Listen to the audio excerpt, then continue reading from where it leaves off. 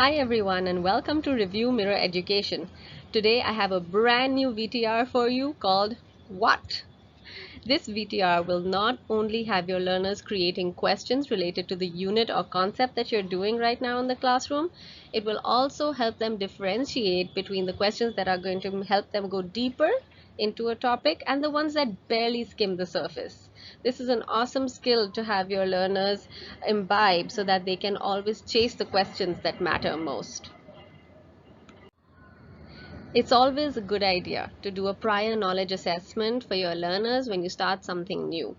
Find out how much they already know about that topic.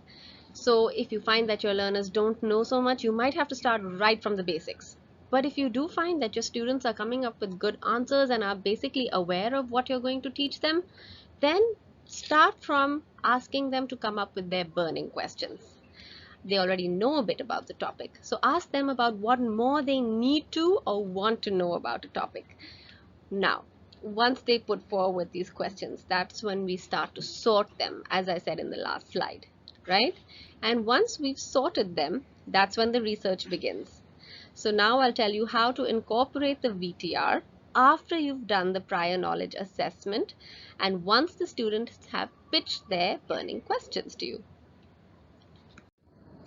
As you can see here, I have a Google Jamboard of questions that have been put forward by my students.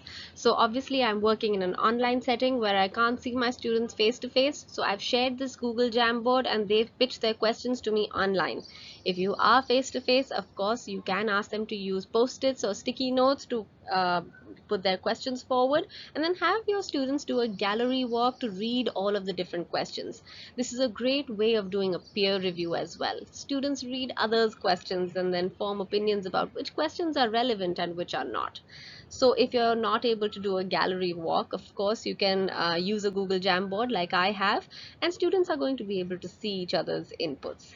Once they read all of the inputs, this is when you introduce the What VTR. Once the questions have been pitched by the students, a gallery walk has been done or they have been read by the other learners, this is where the what part of the VTR comes in.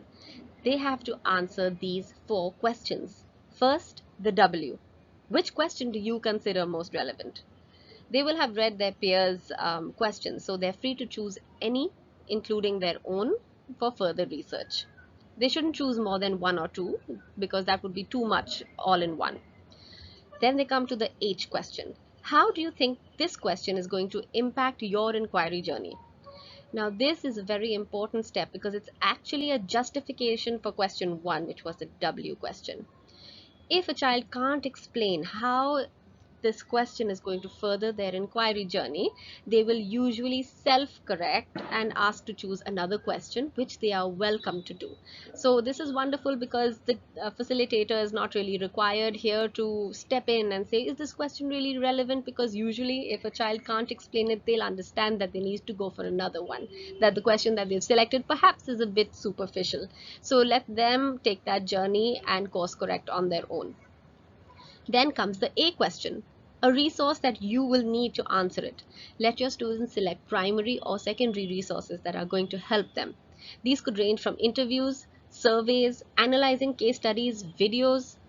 By any means possible, allow them to research and come to their own conclusions. Let their learning styles shine.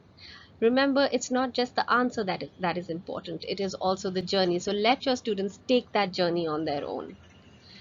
Lastly, we have the T question, which is the takeaway from your research. Everything that the children have discovered, researched, and understood needs to come in this section. And again, remember how they present their research is going to be their choice as well. They have to demonstrate mastery not only over the question that they have selected, but also the tool that they are using to present their findings. So enjoy this journey of creativity. Use this VTR for your students to sort the questions, course correct, self correct, and then present their research in the best way possible. I hope this VTR helps you in your classroom. If you want more classroom strategies, tips, and games, please visit my website at www.reviewmirror.in for more. I look forward to seeing you there. Bye bye.